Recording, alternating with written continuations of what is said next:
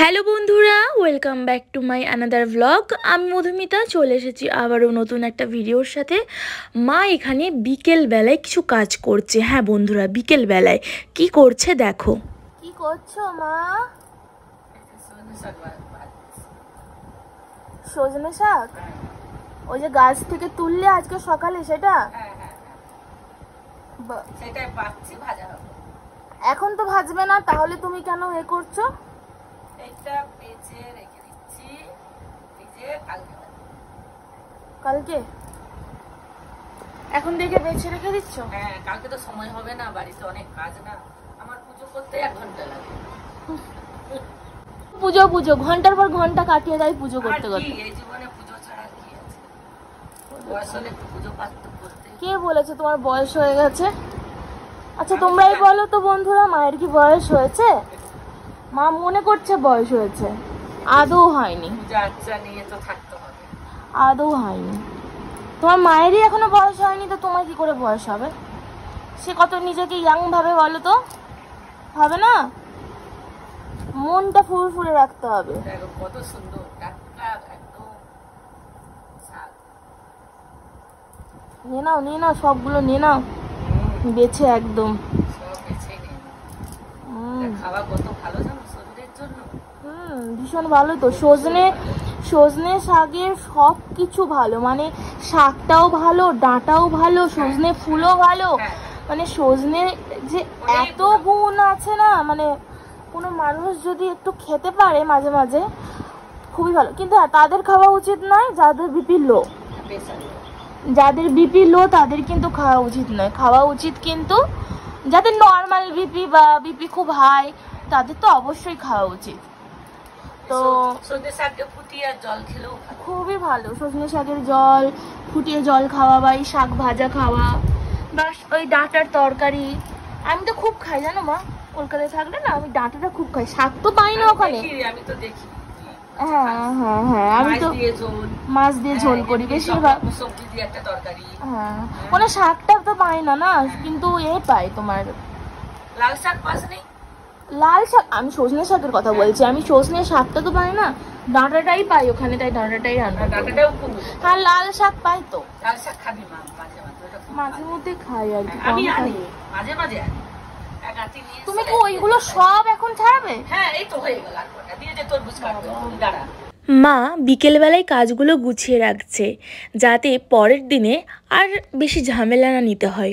সজনে শাক যেটা খাওয়া কিন্তু শরীরের জন্য ভীষণই উপকারী, কিন্তু এই শাকটা যেমনই খেতে ভালো লাগে ঠিক তেমনই বাছতে কিন্তু অনেকটা সময় লাগে। তাই মা আগের দিন থেকেই বেছে ফ্রিজে রেখে দেবে, যাতে পরের দিন ইজিলি রান্না করে খাওয়া যায়।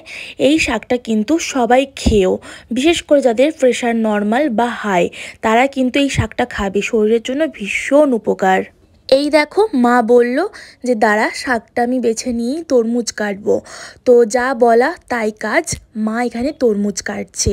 আর তরমুজটা দেখো কি সুন্দর, এরকম তরমুজ দেখলে কিন্তু খেতে ইচ্ছে হয়। ওয়াও, কি সুন্দর তরমুজের কালারটা মা, কি দারুণ কালার গো, খুব সুন্দর কালার। ভালো এনেছো বাজার থেকে? কত সুন্দর কালার তরমুজটা। এরকম কালার দেখলে কিন্তু তরমুজটা খেতে ইচ্ছে হয় বলো। আর নয়তো সাদা হয়ে থাকলে খেতে ইচ্ছে করে না তরমুজ। কি সুন্দর কালার মা, সত্যি। উফ, তাড়াতাড়ি কাটো তাড়াতাড়ি কাটো, এই ওটা পড়ে গেল, তাড়াতাড়ি কাটো, খাবো। তো মা এখানে তরমুজ কাটছে, আরো অনেক ফল কাটাকুটি করবে। লিচু আছে, লিচু কাটবো, মানে লিচুটা ছাড়াবো। লিচু লিচু দেখো কত লিচু আছে, এখনো আছে। তো মা ওগুলো ছাড়াবে। তো এখন ফল খাওয়া হচ্ছে আমাদের, তরমুজ আর লিচু, তাই তো মা? চলো কাটাকুটি করে নাও তাহলে। হ্যাঁ, লিচু তরমুজ ভরা বিকেল আমাদের।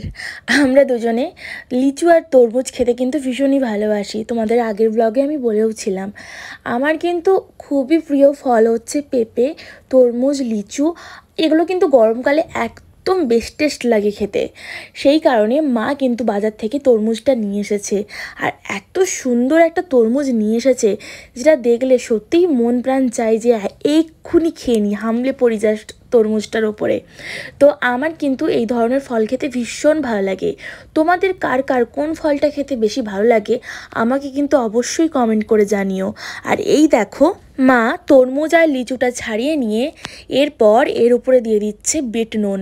হ্যাঁ বন্ধুরা, ফলের ওপর যদি অল্প করে বিট নুন ছড়িয়ে খাওয়া যায় না, আহা, মানে ফলের স্বাদটা যেন আরও 10 গুণ বেড়ে যায়। মানে আমি তো ভীষণ ভালোবাসি এই ধরনের ফল খেতে, আর তার সাথে যদি একটু হালকা করে বিট নুন দেওয়া যায়, ওফ, আর কে ধরে। মানে আমি এত তৃপ্তি করে এগুলো খাই না, মাকে তার জন্য অনেক ধন্যবাদ দেওয়া উচিত।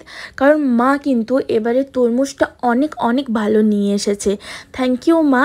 আর এখানে কিন্তু আমি আর মা করে জমিয়ে খেয়ে নিচ্ছি, তারপর মা বাড়ির অন্যান্য কাজ করবে। তো বন্ধুরা, দেখতে দেখতে বাড়িতে কিন্তু আমি বেশ অনেক দিনই চলে এসেছি। তো আর একটা দিনের ব্যাপার, তারপর কিন্তু আমি চলে যাব কলকাতায়। তো এই দিনগুলো খুব মিস করব, আবার কবে আসবো জানি না, হতেই পারে আবার কিছু দিনের মধ্যেই চলে এলাম, কিন্তু ওগুলো তো আর আগে থেকে বলা যায় না। তো এই বাড়ির আনন্দগুলো, এই বাড়িতে কাটানো সুন্দর মুহূর্তগুলো কিন্তু আমি কলকাতায় গেলে বড্ড মিস করব। তো ঠিক আছে, এইভাবেই জীবন কাটাতে হবে, মানুষের লাইফস্টাইল তো এরকমই হয়, আজ এখানে কাল ওখানে। তো বন্ধুরা, আমাদের মা মেয়ের ব্লগটা আজকের কেমন লাগলো অবশ্যই কমেন্ট করে বলো, আর ভালো লাগলে একটা লাইক করে